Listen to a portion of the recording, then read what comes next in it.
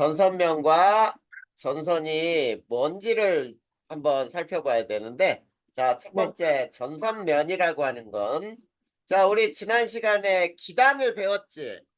네, 성질이 서로 다른 기단이 잘 섞일까, 안 섞일까? 잘 안 섞여요. 그래, 잘 안 섞여. 자, 끼리끼리 어울린다라고 얘기하잖아. 성질이 비슷한 것끼리 잘 섞이지. 그러니까 네, 성질이 다르면 잘 안 섞여요. 자, 전선면이 바로 그런 거야. 자, 봐봐. 성질이 다른 두 기단의 경계면을 네, 우리는 전선면이라고 할 수 있는 거야. 네, 그러면 두 번째, 전선은 뭐냐? 전선은 전선면이 지표와 닿은 곳을 우리는 전선이라고 불러요. 그러면 요거를 실험으로 한번 선생님이 그림으로 설명할 테니까 봐봐. 자, 이런 수조를 하나 만들었다고 보자. 자, 수조 가운데 칸막이를 해요. 그 다음에 왼쪽에는 찬물을 푸른색으로 물감을 타. 그 네, 다음에 오른쪽은 더운 물을 붉은색으로 물감을 타요. 네. 자, 그 다음에 요거를 칸막이를 딱 드는 순간 어떤 일이 발생할까? 더운 물이 위로 올라가고 차가운 물이 아래로 떨어지고. 어떻게 다시? 더운 물이 위로 올라가고 그렇지. 차가운 물이 아래로 내려가 배로 더운 일어나. 물은 위로, 찬물은 아래로 내려가려 그러면서 자, 이런 형태의 자, 찬물은 아래로, 더운 물은 이렇게 올라가려고 이런 경계가 생겨. 네, 그러면 이 경계를 뭐라고 부를 수 있다는 얘기야? 선선네. 요거를 전선면이라고 할 수 있겠지. 네, 그 다음에 전선면이 이 바닥에 닿았죠. 네, 여기를 뭐라고 부를 수 있다는 얘기니? 전선. 이게 전선이 되는 거지. 그래. 자, 그런데, 자, 요걸 더 오랫동안 방치하면 어떻게 될까요? 어, 전선이 더 정착돼요? 자, 어떻게 되냐면, 완전히 찬물은 아래로, 아, 더운 물은 위로 떠버려요. 이렇게. 이게 찬물이 되고, 더운 물이 위로 떠요. 그러면, 이건 전선이 있는 거니, 없는 거니? 어, 없는 건 아닌데, 전선은 없잖아. 없어요. 왜냐면, 봐봐, 생각을 해봐. 아, 없구나. 아, 바닥이 같이 닿은 부분이 없어요. 지표와 닿은 점이 없어졌죠. 네,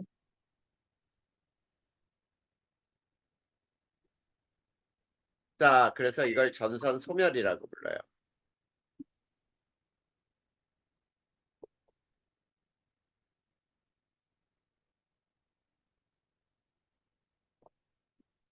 이해됐니? 네,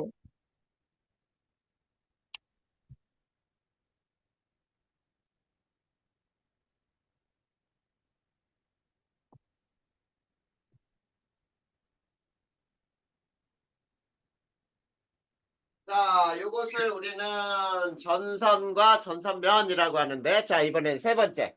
전선의 종류에는 몇 종류가 있는지 또 살펴볼까요? 자, 첫 네, 번째, 한랭전선이라는 게 있거든. 네. 근데 한랭전선은 기호가 이렇게 뾰족하게 그려. 네. 자, 요 뾰족한 방향으로 이동을 하는 거예요, 전선이. 근데, 음, 자, 여기에서는 뾰족한 놈 뒤에 여기가 찬 공기가 있는 거고, 네, 여기가 더운 공기가 있어요, 앞쪽이. 네. 그리고 비는 어디서 오냐면, 잘 봐. 찬 공기 있는 쪽에서 비가 와. 이걸 강수구역이라고 불러. 강수구역. 자, 그런데 강수구역이 좁지요? 네. 그래, 그거 잘 봐야 돼. 그리고 두 번째, 온난전선이 있는데, 자, 온난전선은 둥그스름하게 그려요. 자, 요 둥근 방향으로 이동을 하는 거야. 자, 그래 놓고 여기가 이번에는 더운 공기가 있는 거고요. 여기가 찬 공기가 있는 거예요. 그 다음에 강수구역은 어디인지 봐봐. 자, 찬 공기 있는 쪽 동그라미 앞부분에 이렇게 강수구역이에요. 넓죠? 네. 저기 한랭전선보다 구역이 넓어요. 그걸 기억을 해야 돼. 그 다음에 세 번째. 자, 정체전선. 자, 정체전선은 방향이 네. 서로 뾰족한 놈하고 뭉툭한 놈의 이동 방향이 서로 달라요. 그래서 하나는 이쪽으로 가려고 하고 하나는 이쪽으로 가려고 하고 그리고 뾰족한 놈 뒤쪽이 찬 공기가 있고요. 네. 이쪽이 더운 공기가 있어요. 자, 아, 그러면 생각을 해봐. 여기에서는 비가 어디서 오는지 한번 봐봐. 왼쪽 두 개에서 배웠잖아. 뾰족한 놈 뒤, 뭉툭한 놈 앞에서 비 오죠. 네. 그러면 강수구역은 이쪽이 되겠지. 뾰족한 놈 뒤, 뭉툭한 놈 앞쪽. 그때, 여기가 바로 비가 오는 강수구역이 되는 거예요. 그 다음 네 번째, 회색 전선이 있어요. 자, 회색 전선은 방향이 똑같아. 자, 이 방향하고 이 방향으로 이동하는 방향이 똑같아요. 그러면 비는 어디서 오는지 또 여기서 판단해봐. 뾰족한 놈 뒤에, 어떡하냐. 뭉툭한 놈 앞에. 여기서 다 비가 오겠네? 그치? 네.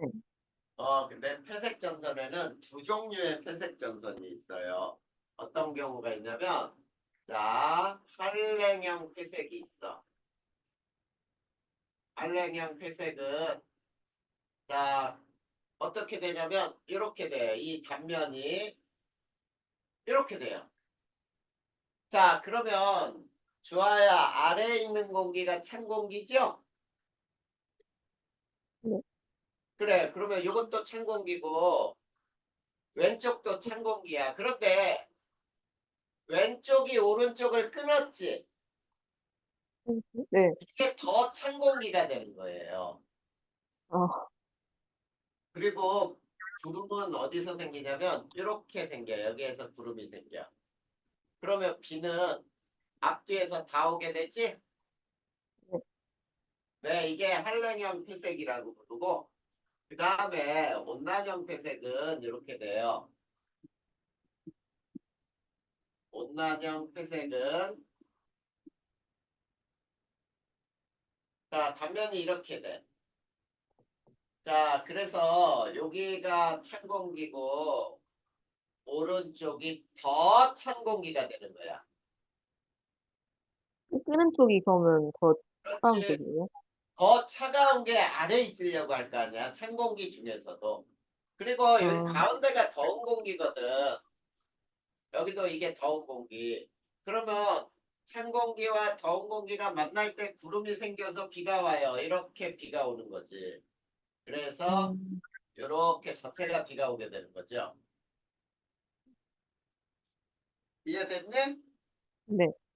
네. 그 다음에 이제 자, 우리가 지난 시간에 저기압에서 열대저기압 배웠죠. 그게 태풍이라고. 네. 이제 온대저기압을 배울 거예요. 매우 중요한 거야. 온대저기압. 이게 자, 요 놈은 온대저기압은 태풍하고 비교가 돼요. 그러니까 굉장히 잘 알고 있어야 돼. 네. 자, 네 번째 온대저기압. 자, 발생부터 한번 비교해 볼까요? 발생. 온대저기압의 발생은 편서풍대에서 발생을 해요. 자, 편서풍대는 서풍이 부는 지역이거든. 그 다음에 이걸 한대전선대라고도 불러. 음, 한대전선대에서 전선이 굉장히 잘 만들어진다는 얘기야. 자, 그런데 태풍도 저기압이지만 태풍은 위도 5도 내지는 25도에서 생긴다 그랬잖아. 네. 수온은 27도씨 이상인 해상이라 그랬죠. 그 다음에 두 번째 에너지원은 뭐냐면 태풍의 에너지와는 잡열이라 네, 그랬죠. 수증기 응결열. 네. 근데 이 온대저기압은 위치 에너지의 감소예요. 어, 위치 에너지가 감소하면 운동 에너지가 커져. 그래서 움직이는 힘이 생긴다라고 알아두면 되겠지. 그 다음에 네, 세 번째, 이동을 보면, 자, 태풍은 포물선 경로로 이동한다 그랬니? 그래서 이렇게 그렸죠. 이게 네, 전향점이라고 했었지. 네, 그리고 전향점 아래는 무역풍 때문에, 이쪽이 편서풍 때문에 이동한다라고 얘기했잖아. 네. 근데, 자, 쟤를 봐봐. 온대저기압은 편서풍대에서 발생했지. 서풍이 부는 지역에서. 그러면 네? 구름은 잘 봐봐. 바람 따라 이동하지. 네, 그러면 봐봐. 서풍이 부니까 얘네들도 서풍 따라 이동하겠지. 네. 그래서 어디에서 어디로 이동하겠어, 그러면? 서울에서 동? 맞아요. 서에서 동으로 이동하는 거야. 그렇게 알아야지. 서에서 동으로 이동을 해요. 편서풍 때문에. 어? 편서풍 때문에. 그렇지. 편서풍 때문에. 우리나라는 음, 1년 내내 편서풍이 부는 지역이에요. 아, 편서풍. 자, 그러기 때문이야. 그 다음에 네 번째. 자, 얘네들의 특징이 있어요. 자, 태풍은 전선을 동반하지 않는다 그랬지. 네. 근데 얘네는 전선을 동반해요. 음,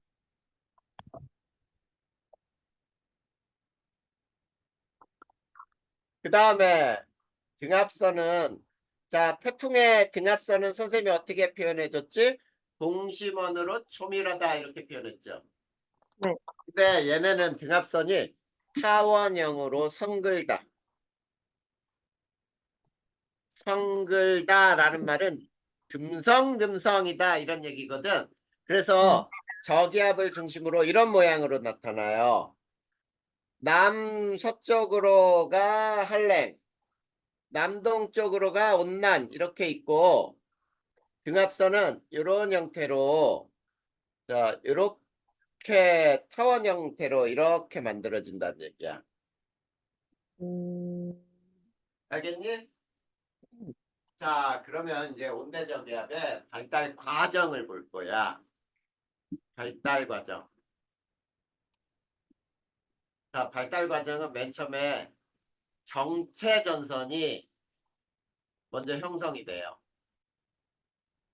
자 정체 전선은 어떻게 형성되는지 봐봐.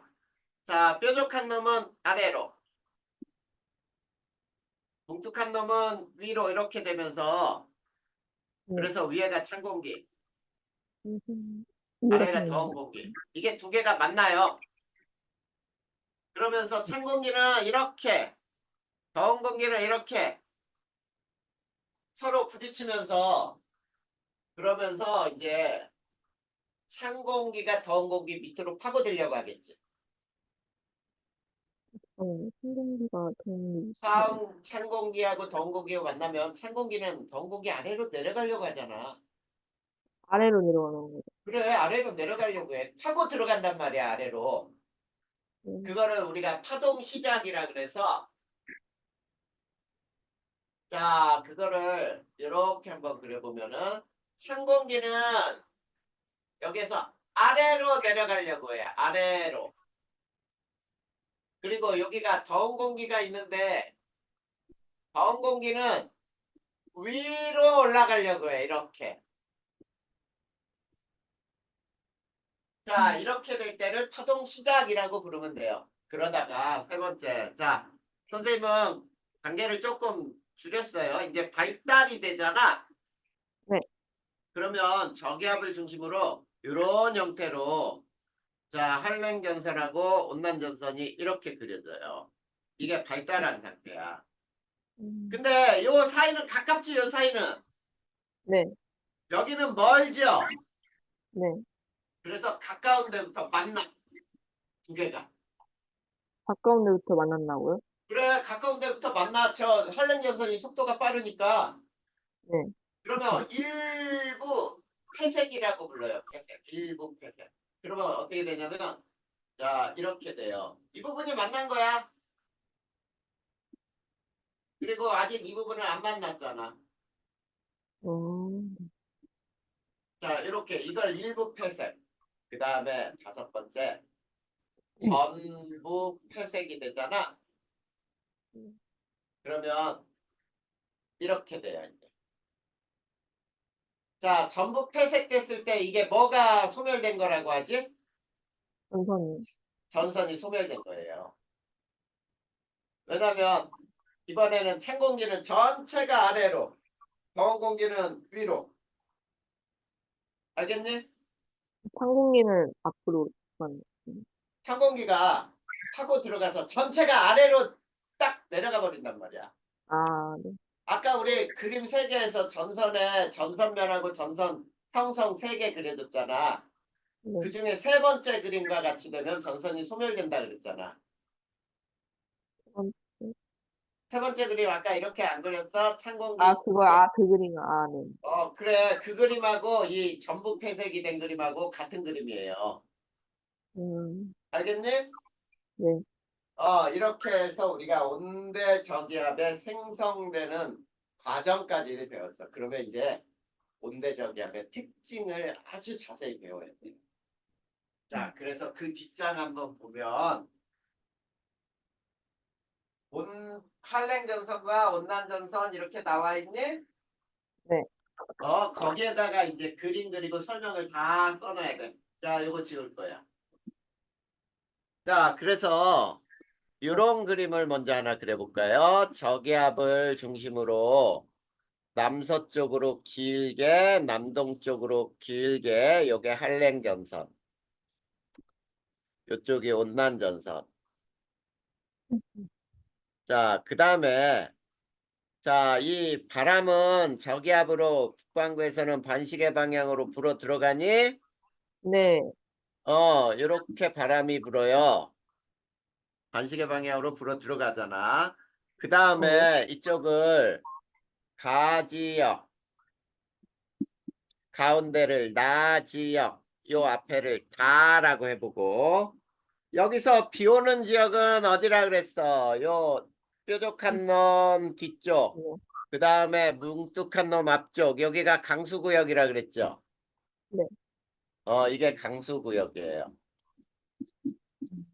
자, 그 다음에 이거는 하늘에서 본 모습이거든. 좋아요? 네. 하늘에서 본 모습을, 자, 이 부분을 이렇게 자를 거예요. 여기가 A쪽, 여기가 네. A 다시라고 해보자. 네. 자, 그거를 위해서 칼로 쫙 자른 다음에 자른 단면을 쳐다볼 거거든. 네. 앞에서 쳐다보는 단면이 이렇게 만들어져. 자, 이쪽에 A쪽이고 이쪽에 A 다시 쪽인데 잘 봐야 돼. 여기에서 쭉 내려. 여기도 이 점을 쭉 내려요. 그 네. 다음에 여기에서는 단면이 이렇게 돼 있고 여기서 단면은 이렇게 돼 있거든. 네. 이게 가운데가 더운 공기. 요거 찬 공기. 이것도 아래 있으니까 찬 공기죠. 네. 자, 찬 공기, 더운 공기가 만났어. 이게 전선면이 되네. 네. 그리고 여기선 이게 전선면이네. 맞아요? 네. 자, 전선면이 지표와 닿은 요점을 뭐라고 부른다 그랬어? 전선이. 이게 전선이네. 네. 근데 찬 공기는 더운 공기를 파고들면서 왼쪽에서 오른쪽으로, 더운 공기는 찬 공기를 밀면서 왼쪽에서 오른쪽으로 이동을 해요. 네. 근데 자, 구름이 만들어질 때 찬 공기와 더운 공기가 만나는 곳에서 구름이 생긴다. 맞죠? 찬 공기와 더운 공기가 만나는 곳이 구름이. 만나면 구름 생긴다 그랬잖아. 아, 아까 강수구역 강수. 네. 그래, 그러면 여기서는 구름이 자, 이렇게 생겨. 차분이 생기네, 차분. 그리고 비 오는 지역은 여기서 비가 와. 근데 더운 공기는 찬 공기 밑으로 못 들어가지요. 못 네. 들어가니까 타고 올라. 이게 층운이야. 그러면 비 오는 지역 봐봐. 굉장히 넓죠? 네. 이렇게 돼. 이게 비 오는 지역이야. 그 다음에 나 지역을 봐봐. 공기에 더운 공기가 있고 하늘에 구름도 없겠지. 나 지역, 네. 나 지역. 그치? 네, 가 지역이 지금 어디냐면 위에 그림에서 요쪽이 네, 가 지역이에요. 네. 그 다음에 요 가운데가 나 지역, 여기가 다 지역이란 말이야, 지금 현재. 네. 그러면 이제 왼쪽에 단면을 갖는 것을 이걸 한랭전선이라 불러. 왼쪽 단면이야. 그 네. 다음에 오른쪽 단면의 모습을 갖는 걸 온남전선이라 불러요. 그러면 음, 한랭전선과 온남전선의 특징은 어떤지 볼 거야. 한랭전선은 이렇게 돼요. 전선면이 급하지요. 네, 이동 속도가 빨라요. 네. 그러니까 한랭전선이 속도가 빠르니까 온남전선하고 만나버릴 수 있단 말이야. 밀고 가다가. 그런데 그러다가, 온남전선은 전선면이 완만하지요. 네. 자, 전선면 완만하고 이동 속도가 느려요.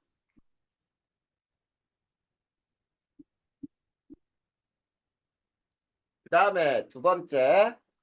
그러면 어디에서 비가 오냐면 전선 통과 후 뒤쪽이에요.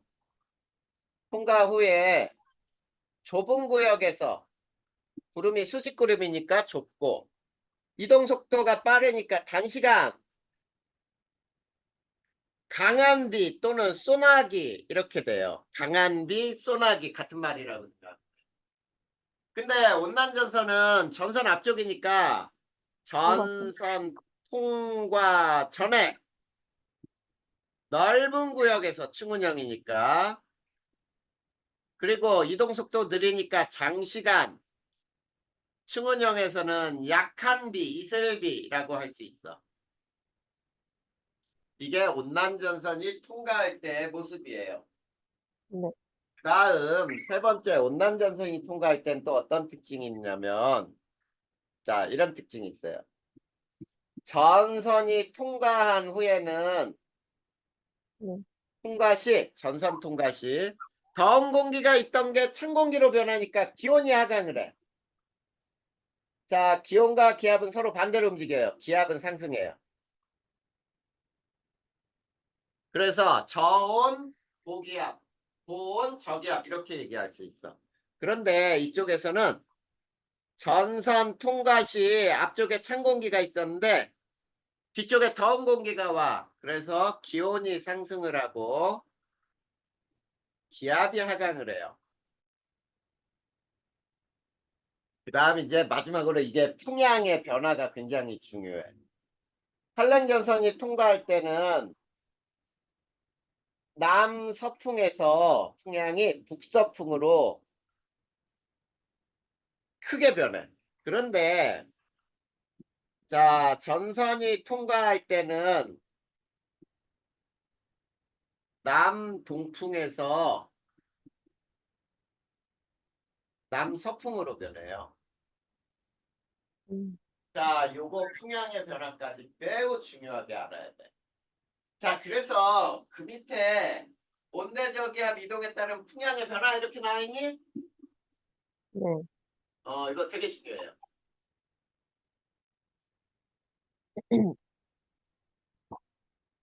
자, 풍향 변화는 어떻게 따지느냐면, 자, 우리 태풍이 통과할 때, 오른쪽은 풍향이 어떻게 변한다 그랬어?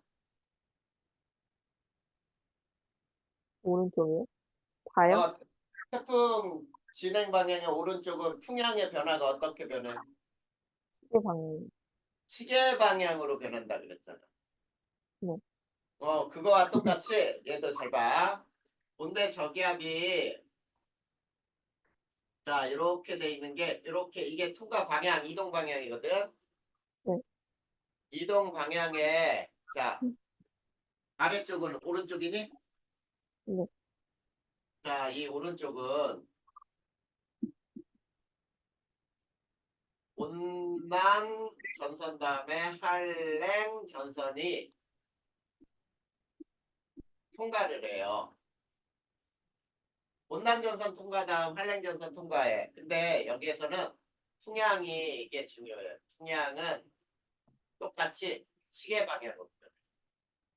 음. 그런데 자, 이 위에 지역 있죠? 이 윗지역. 네. 이 윗지역은 왼쪽이잖아. 음. 자, 이 왼쪽은 전선 통과가 없어요. 통과 없다. 음. 한랭전선이나 온난전선의 통과는 없어요. 그리고 풍향이 반시계 방향으로 돌아요. 풍향은 시간에 따라 반시계 방향으로 변해요. 음. 자, 요게 특징이야. 그래서 자, 우리나라 특히 북반구에서는 있지 태풍이 지나든 온대 저기압이 지나든 네. 통과하는 오른쪽은 풍향이 시계 방향으로 변해가더라요. 그러면 왜 그런지 한번 봐봐. 지금 다 지역이 있죠. 다. 음. 저 왼쪽 그림에서 지금 다 지역이 여기에 있잖아. 네. 다 지역은 잘 봐. 얘가 이렇게 이동할 거거든.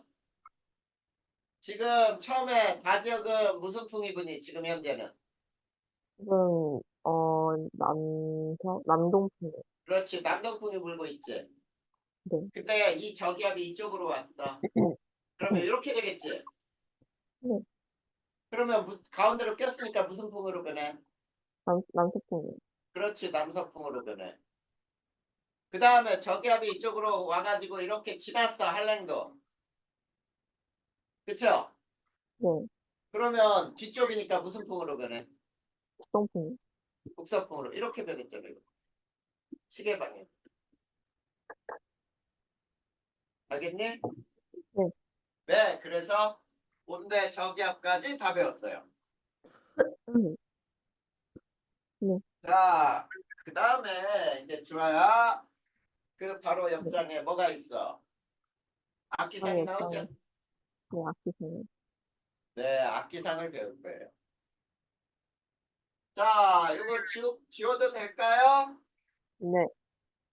자, 지우고 이제 악기상으로 들어가 볼 거야. 자, 악기상 첫 번째 뇌우가 있어, 뇌우.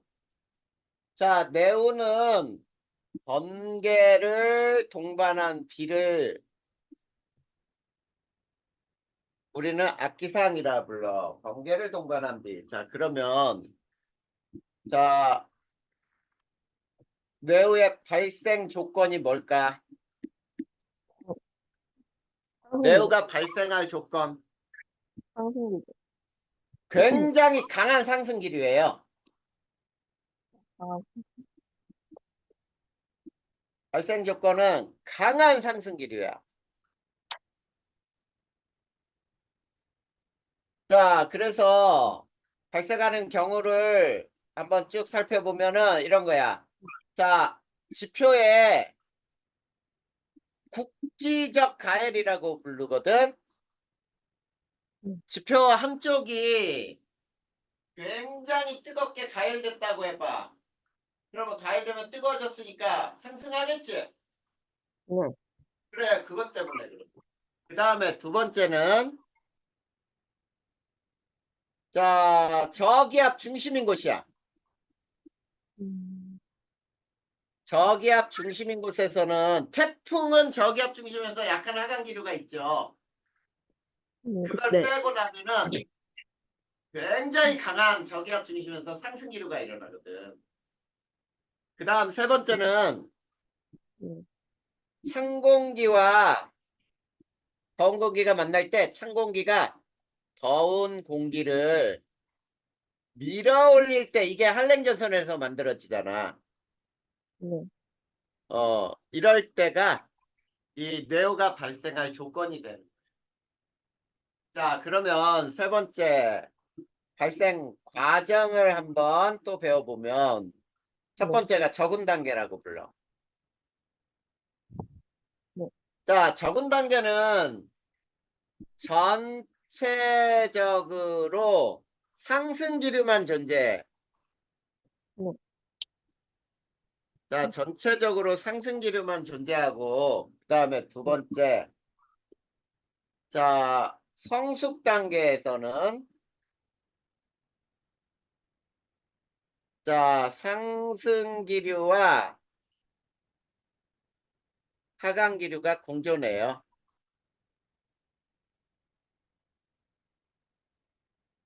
상승기류와 하강기류가 공존할 때 우리는 하강기류 쪽에서 네. 강한 비가 내려요. 그 다음 세 번째가 소멸 단계가 있어. 자, 소멸 단계는 전체적으로 하강기류.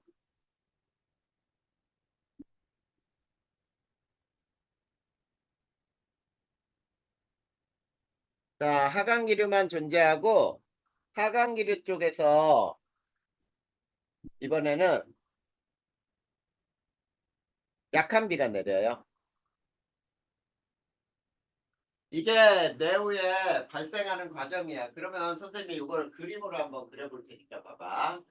자, 적은 단계. 자, 전체적으로 상승기류만 발생해. 적은 단계예요. 그 다음에 성숙 단계.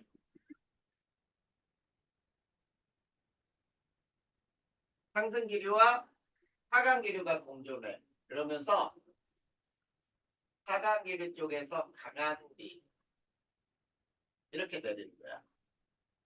그 다음에 소멸 단계가 되면은 전체적으로 얘네들이 하강기류만 존재해요. 이렇게. 그래서 하강기류 쪽에서 전체적으로 약한 비가 되고요. 이렇게 되는 거야. 네. 자, 근데 있지. 잘 봐봐. 여기에서 있지. 상승기류 타고 성숙 단계에서 올라가. 그 다음에 하강기류 타고 내려와. 네. 또다시 상승기류 타고 올라가고 내려오고 이렇게 빙글빙글 돌다가 네. 무거워져서 똑 떨어지는 게 뭔지 알아? 우박? 네, 그게 우박이에요. 자, 우박에 발생하는 계절은 우리나라 대기가 매우 불안정할 때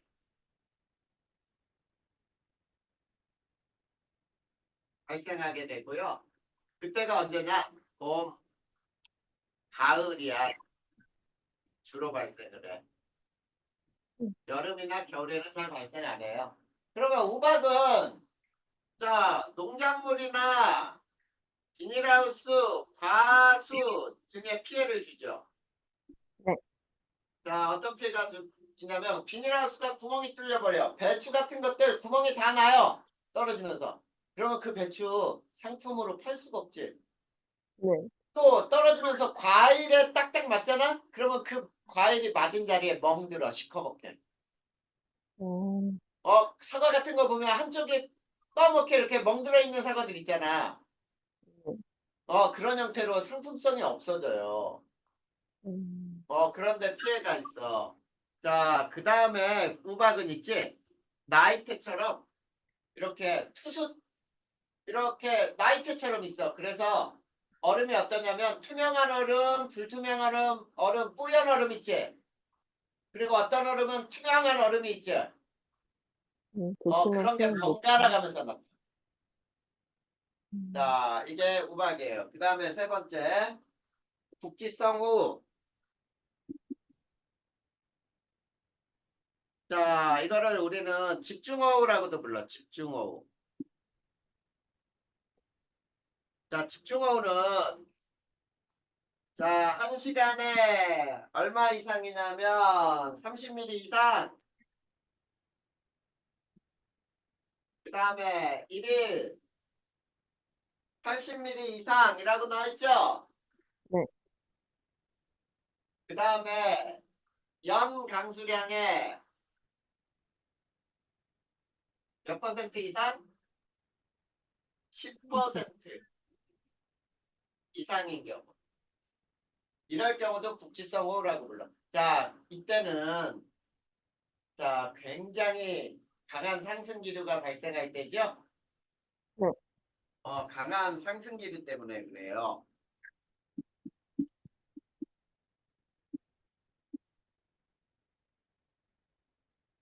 자, 그리고 이 국지성 호우에 의해서 어떤 현상이 일어나? 가호, 농경지, 도로 등의 침수가 일어나죠.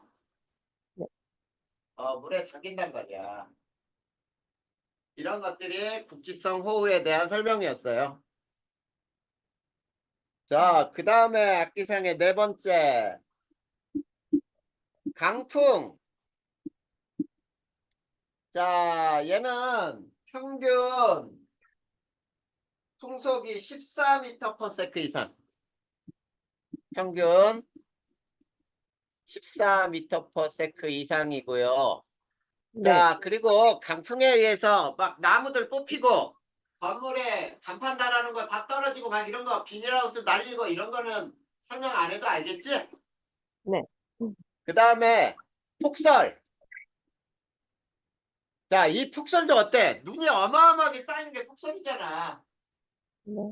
그러면 도로가 마비되고 약한 건물들 눈에 막 무거워서 붕괴되고 그런 현상을 읽어보면 되겠다. 그 다음에 여섯 번째 한파. 한파라는 건 뭐야 또? 갑자기 추워져 가지고 기온이 안 올라가. 그러다 보니까 막 수도관도 얼어 터지고 막 이런 것들이 나오죠. 아, 네. 이런 게 한파예요. 별거 아니지? 네. 자, 이제 뭐를 볼 거냐면, 자, 책에 없는 것도 한번 써보자. 거기에는 바로 황사가 나오는데, 자, 7번에 뭐냐면은, 헤일. 헤일은 바닷물이 육지로 넘어오는 거죠? 네. 자, 이 헤일에는 두 가지 헤일이 있어요. 강풍 헤일이 있고, 지진 헤일이 있어. 지진 헤일을 특히 뭐라고 부르는지 알아? 쓰나미. 쓰나미라고 불러요. 그리고 이 헤일은, 자, 어느 때, 만조기 때, 음, 겹치면은 피해가 더 크죠? 네. 자, 만족이라고 하는 건 뭐가 만족이냐면 바닷물이 육지 쪽으로 많이 밀려 들어와서 수위가 되게 높을 때야. 그러면 음, 바닷물이 육지로 더 많이 밀려 들어오겠지. 자, 그 수위가 다음에 높아요. 8번이 이제 황사예요. 네. 자, 황사는 중국 또는 몽골의 건조 지역에서 자, 매우 건조한 지역에서 상승 기류를 타고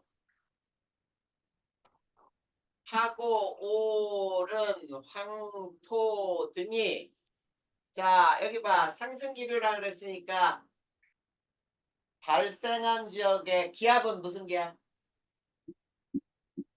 저기압이요. 저기압이겠죠. 자 이렇게 저기압을 타고 오른 황토 등이 무엇을 따라 이동하게 되냐면 편서풍을 타고 이동하다가 우리나라에서 그냥 우리나라 상공에서 그냥 이동하면 황사가 아니죠. 네. 근데 우리나라에서 가라앉는 현상이야. 그래서 시야가 굉장히 가까워지죠. 먼 데는 건물들이 안 보여. 그러면 가라앉으니까 우리나라는 고기압이 형성돼야 가라앉겠죠. 어, 그리고 이 황사의 영향은 어떤 영향이 있냐면 항공기 운항에 방해를 해요. 그 다음에 또 눈, 코 등의 입에 호흡기 질환도 일어나요. 음, 네.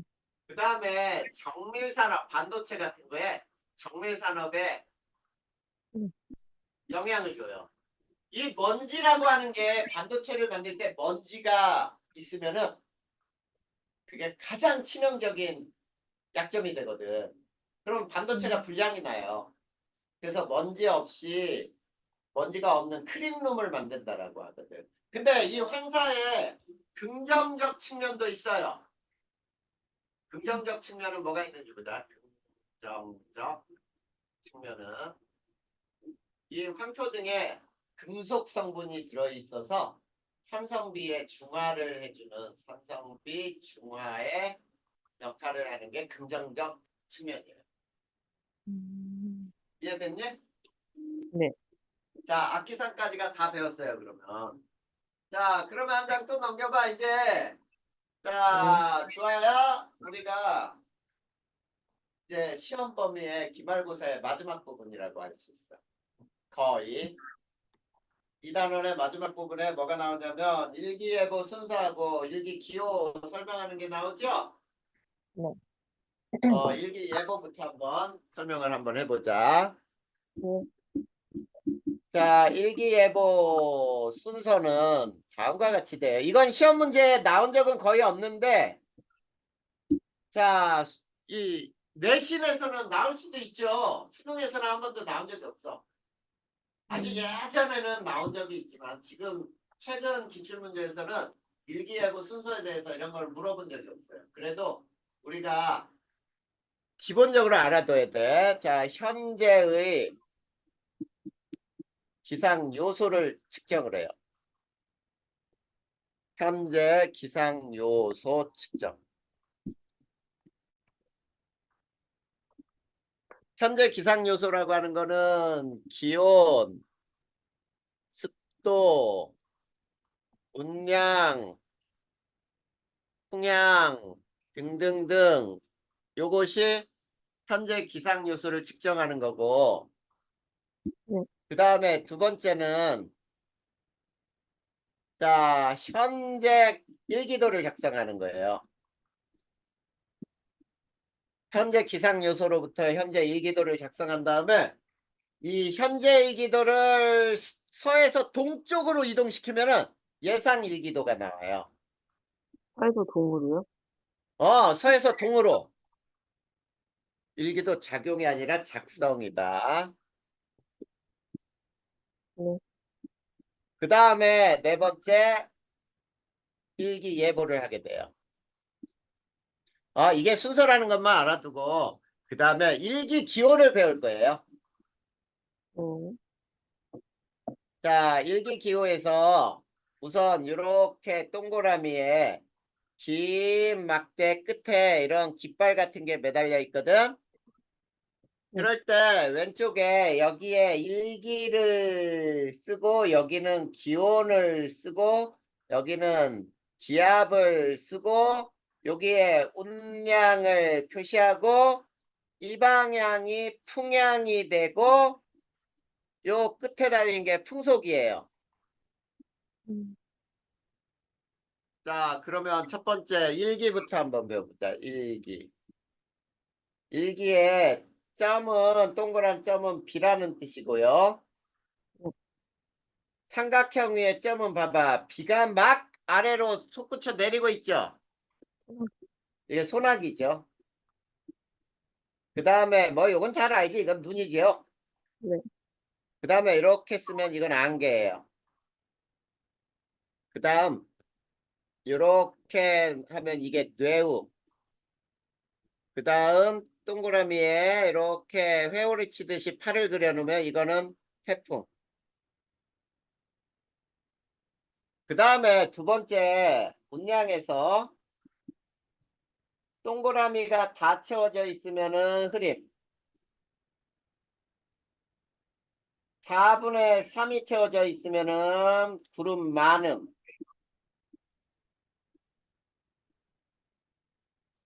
반이 채워져 있으면은 비 오다가 갠다라고 하죠. 갬. 그 다음에 4분의 1이 채워져 있으면 구름 조금. 그 다음에 비어 있으면은 맑음.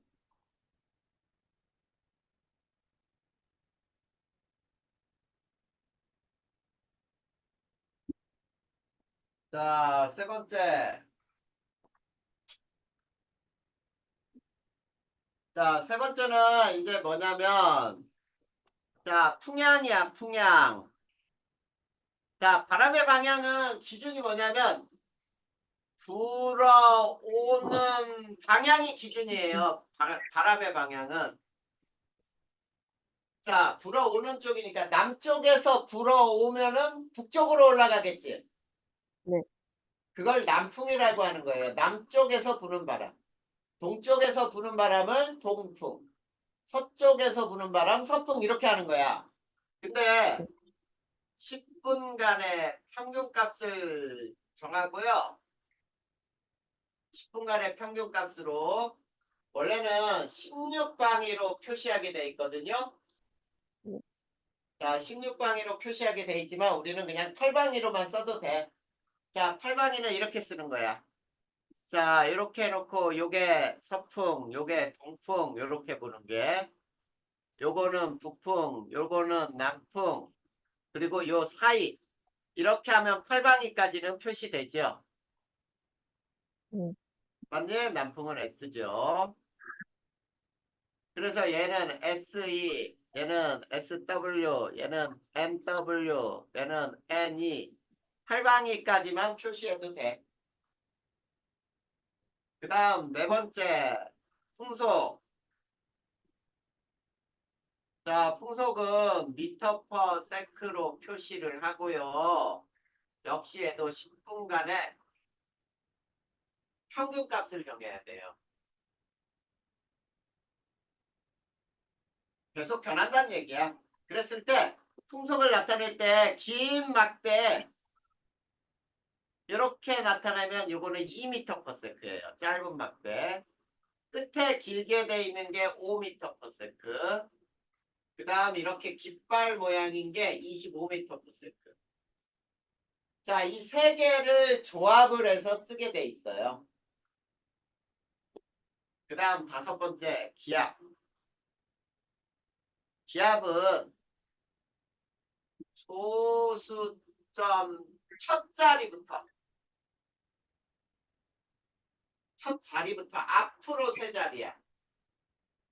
세 자리를 소수점 없이 표시하게 돼 있는 게 바로 기압을 표시하는 방법이에요.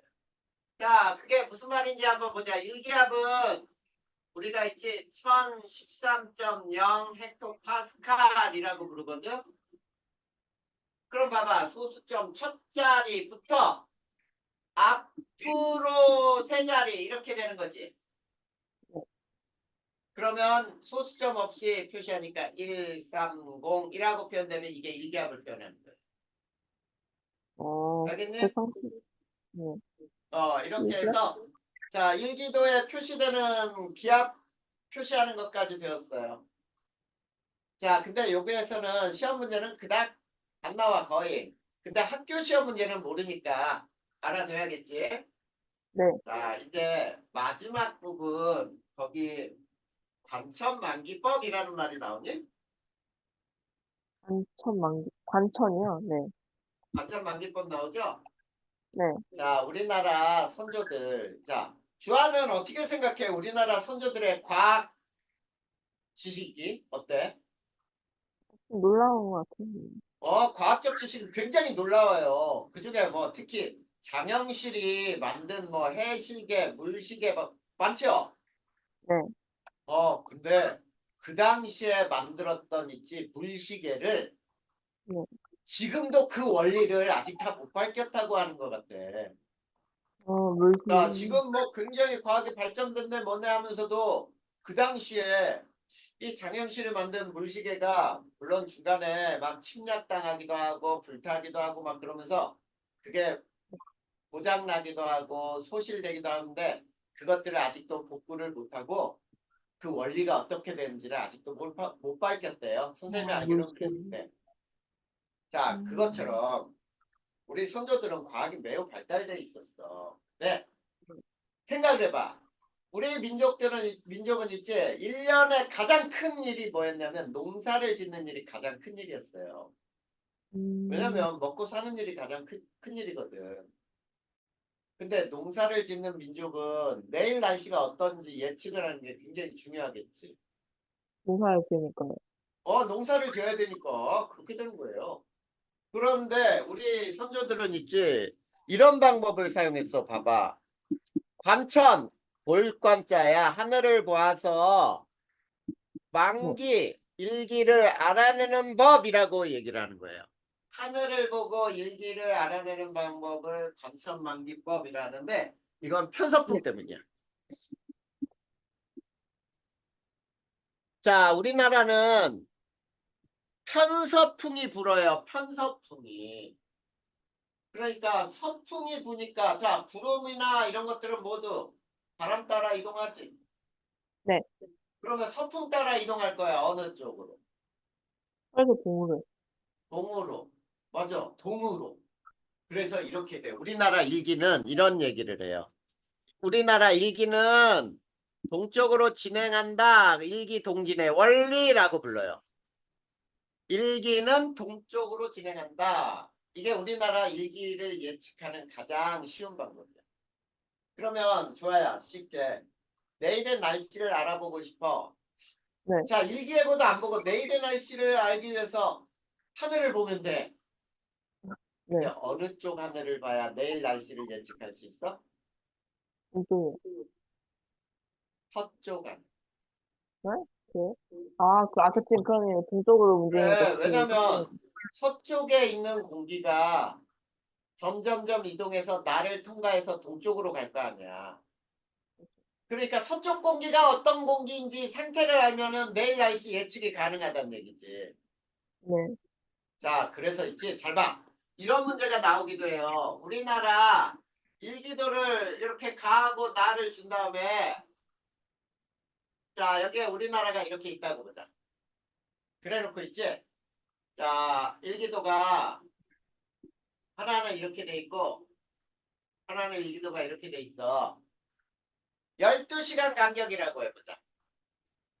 12시간 간격으로 나타낸 일기도가 나중에, 자, 누가 먼저고 누가 나중인지 판단할 수 있어야 돼.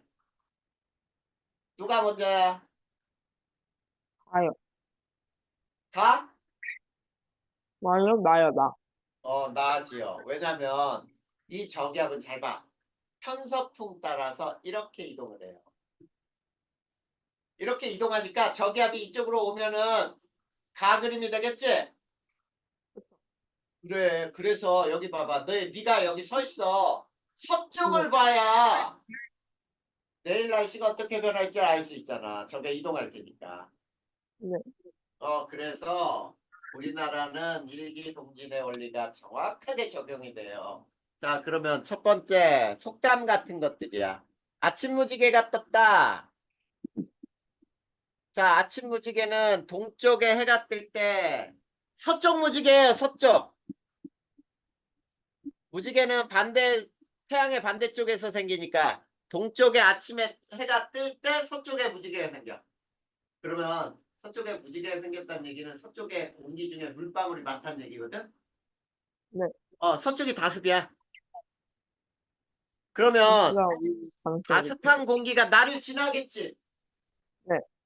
그러면 날씨는 어떻게 돼? 흐리거나 비. 이렇게 되는 거예요. 네.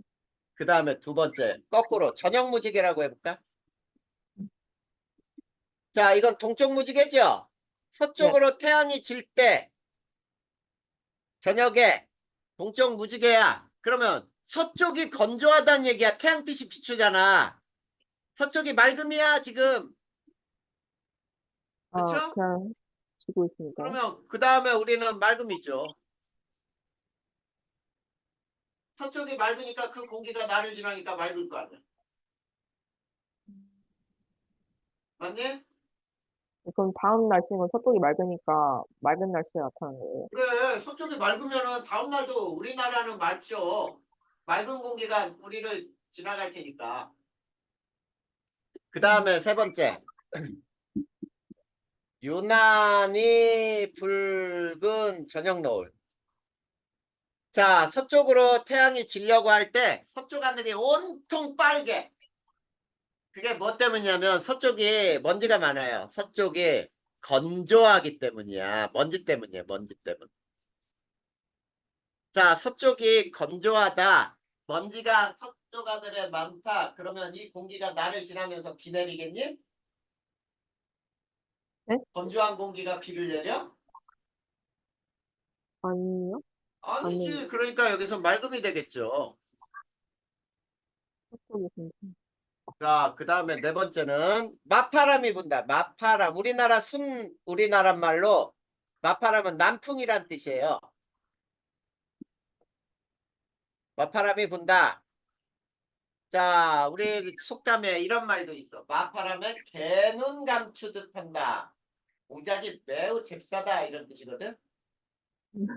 마파, 그, 맞바람에 개눈 감추듯 한다. 너 이 개 있잖아, 개. 개가 이렇게 있고 요게 개 눈은 이렇게 서 있어요, 이렇게. 그치? 네. 그때 이 개가 있지, 눈을 감춘다는 말은 이거를 딱 접어. 그래서 개 눈이 쏙 옆으로 들어가게 돼 있거든? 어, 이걸 개 눈 감춘다라고 하는 거야. 근데 왜 개 눈이 남풍만 불었는데 개가 눈을 감추냐?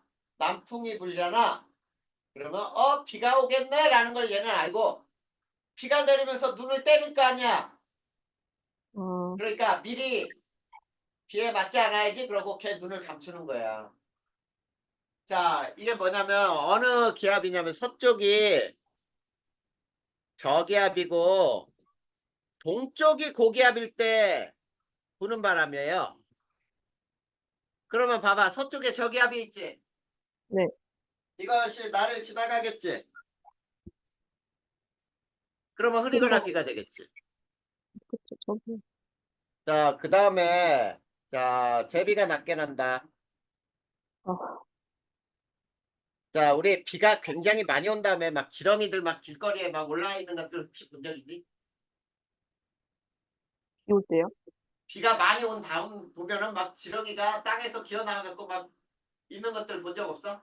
아, 기어 나오는 건 봤는데, 근데 좀 말라 비틀어진 건 맞지? 말라 비틀어지고 막 그러잖아. 왜 그러냐면, 자, 지렁이는 땅 속에서 피부호흡을 해야 되는데, 비가 많이 네. 와서 그 땅이 물로 꽉 채워져 있어. 그러면 호흡을 못 하니까 기어 나오는 거예요. 아, 그러다가 못 들어가고 말라 죽거나 제비들의 먹이가 되는 거야. 제비가 이 먹이를 잡으려고 낮게 날아. 아, 그러니까 흐리거나 비겠죠. 그 그래서 지렁이가 다음에 다, 물고기가 수면에서 숨 쉰다. 뻐끔거려.